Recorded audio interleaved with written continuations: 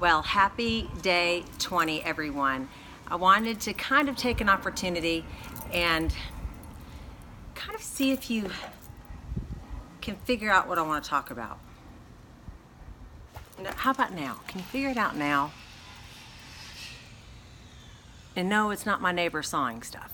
So what I wanted to chat about was another way that we communicate that is actually stronger than the words that we use, and that's your body language.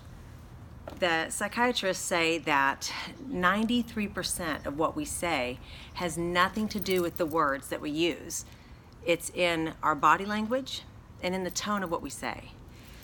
My husband and I have this funny joke, and I'm going to try to move because I just can't seem to get that sun out. There we go, I think.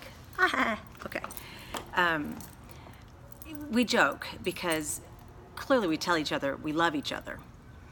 But if one of us does something really silly or just kind of out there, we say it with all caps, right? It's like, I love you.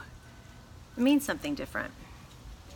Well, the same thing happens in everything we do as far as conversations are concerned. So if I was sitting back like I was, you might think, wow, she's awfully relaxed, very casual. Whereas when I was leaning forward and was right here, that's intense, right? The reality is without even my words, just the movement of my body is saying something to you. Many times conflicts happen between people because during that communication, they're not aware of what their body's saying. As I've trained leaders over the decades, one of the things I always try to instill is to be aware of what they're not saying through their body language.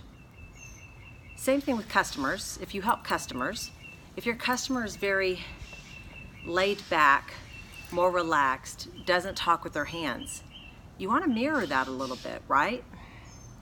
The same thing happens in every conversation you have. Being firmed up straight is more formal, whereas a little bit more relaxed can send a completely different message with the same words coming from your mouth.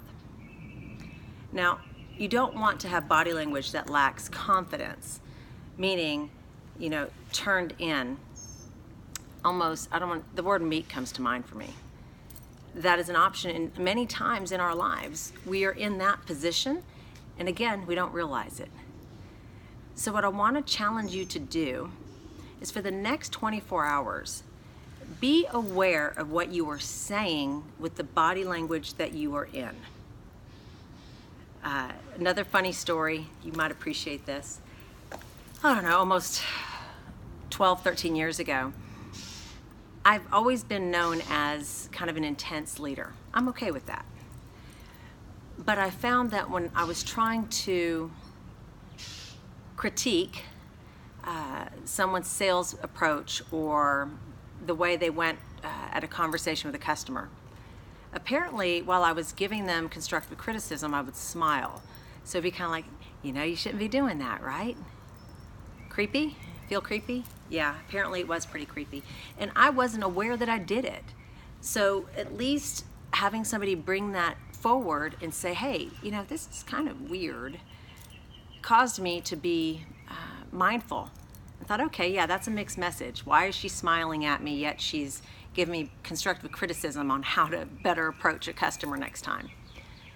So realize we all have body language. We all have things that we're saying non-verbally that can have an incredible impact, either positive or negative, in every conversation we're having.